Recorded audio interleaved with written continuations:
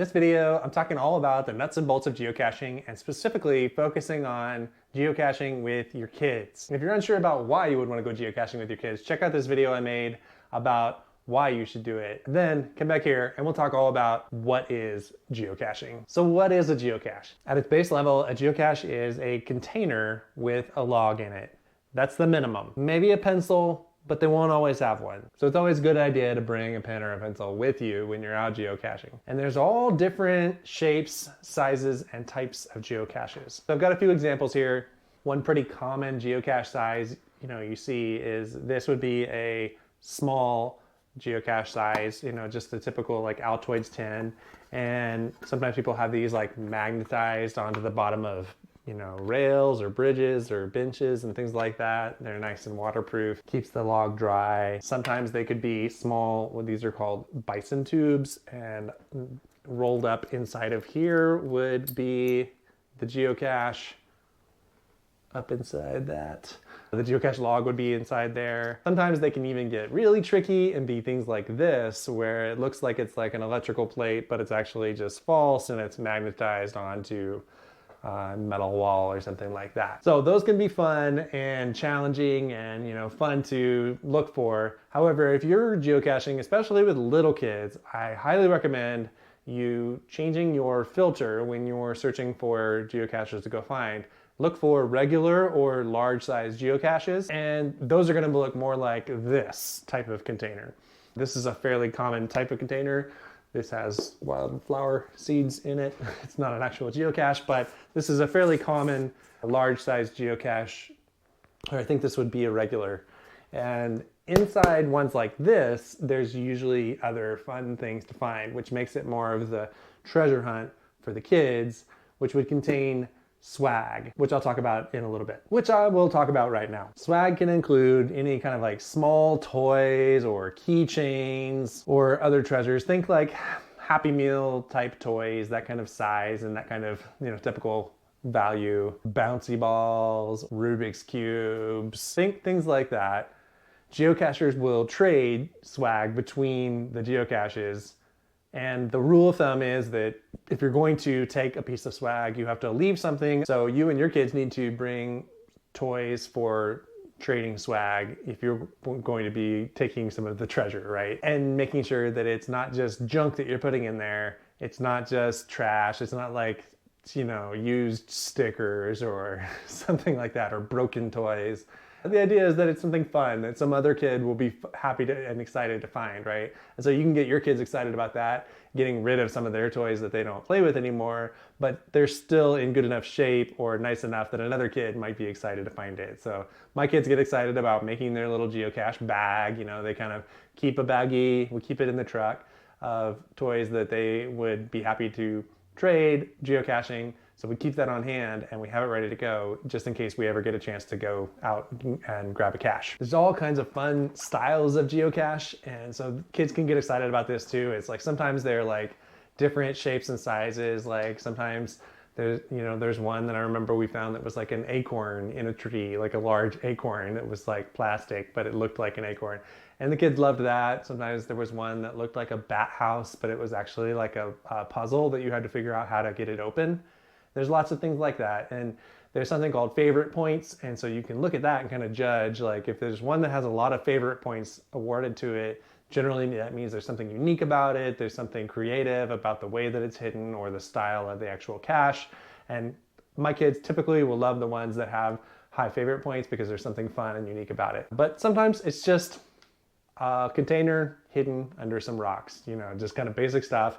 And kids love searching around, trying to find it, looking in old stumps and, turning over rocks and stuff, trying to find the cache. And when they find it, they're always super excited to get to look inside and see what's in there. Okay, let's talk about what you need to go geocaching with your kids. First thing you need is to like this video, please.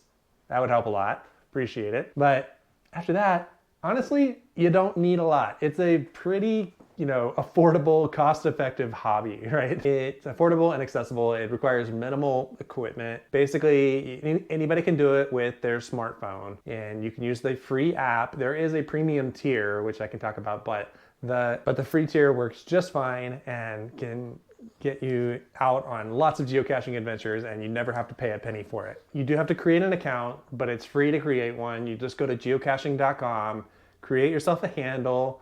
Think of something creative a little bit, because you're going to be using that handle to sign the log. Do me a favor, if you already have a geocaching account, put your handle down in the comments. Let's connect. You can go find me on the geocaching app and friend me on there. It would be cool to connect with some of you through the geocaching app as well. And if your kid is a little bit older, maybe say getting into the teenager, maybe even tweens stage, they might like having their own account as well, so that they can start tracking their own finds and having their own history and their own statistics that they can start building even as a little kid.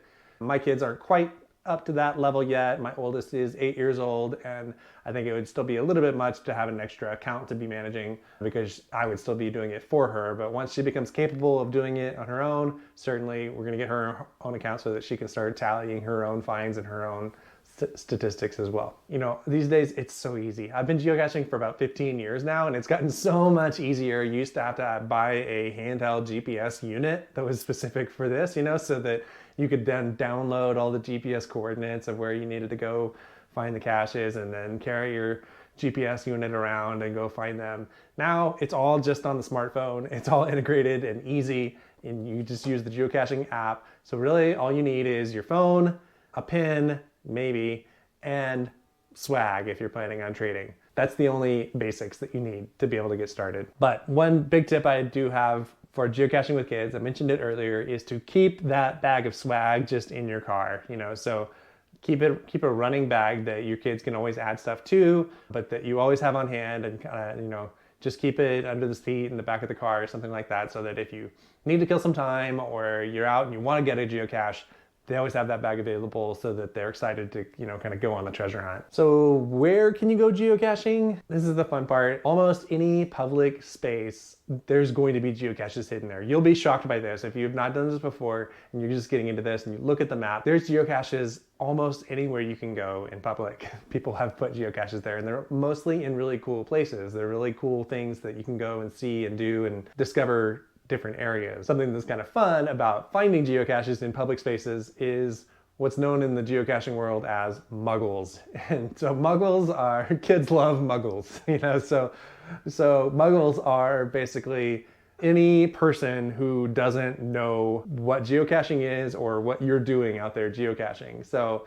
most other people that are in these public spaces don't really know that you're out there searching for a geocache.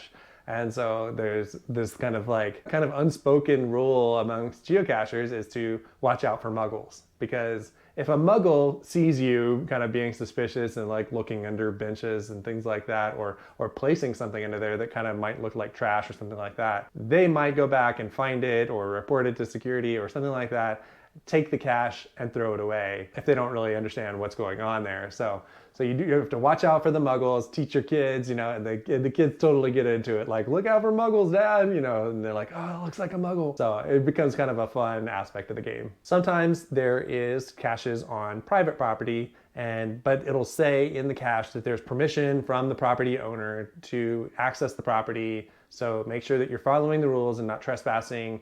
Generally, a cache is going to be accessible on public land or public space.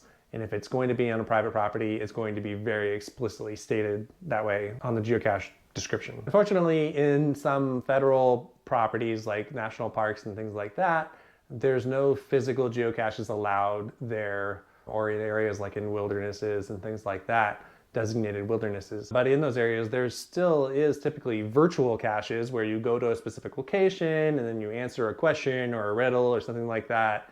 Those typically aren't quite as fun for little kids because there's not that physical treasure hunt to it, but they can still be fun and something to do while you're in a national park and whatnot. So I encourage you, give it a try. My kids have loved it, and they just get super excited to go whenever I bring it up. It gives them a reason to be outside. It gives you a destination to your journey. So let me know how it goes. If you guys go out and try it for the first time, please come back and let me know. I would love to hear your experience, or if you have any questions, please let me know. Happy to help, and I would love to hear from you and how it went. So that covers the why in the first video, the what in this video, and I'm going to be creating another video about tips and tricks specifically about geocaching with kids. So I'm gonna dive into the details a little bit more. This was a little bit more high level about what it takes to get going. And so make sure you subscribe if you want to catch that video. I'm going to be putting that out soon. You know, going to be getting into details like travel bugs, caching along routes, what multi-caches are all about, and how to do things like pocket queries. So be sure to subscribe, and I'll be sure to link out the videos in the playlist right here so you can check those out. And as always, remember, you got this, Dad.